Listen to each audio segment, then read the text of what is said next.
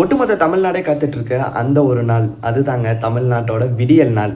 நான் சூரியனே மறைய போகுதுன்னு அழுகிறாப்பு. என்னைக்குன்னு டெல்லியில நடந்த மீட்டிங்ல தலைமை தேர்தல் ஆணையர் ஞானேஷ்குமார் அவரு சொல்லியிருக்காருங்க. Elections in India are the festival of democracy.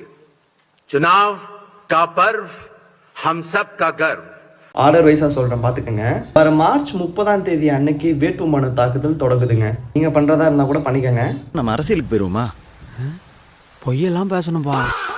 April 6 அன்னைக்கு அந்த வேட்புமனு தாக்குதலுக்கு இறுதி நாள்னு சொல்லியிருக்காங்க. ஏப்ரல் 7 அன்னைக்கு வேட்புமனோட பரிசீலனை நாள்னு சொல்லியிருக்காங்க. ஒருவேளை வேட்புமனு தாக்குதல திரும்ப பெறதா இருந்தா ஏப்ரல் 9 அன்னைக்கு திரும்ப பெற்றுக்கலாங்க.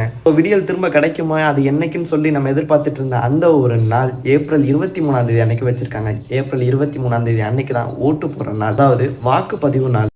खत्म, bye bye, tata, good bye. வாக்கு எண்ணிக்கை என்ற நாள் வந்து மே 4 அன்னைக்கு வச்சிருக்காங்க.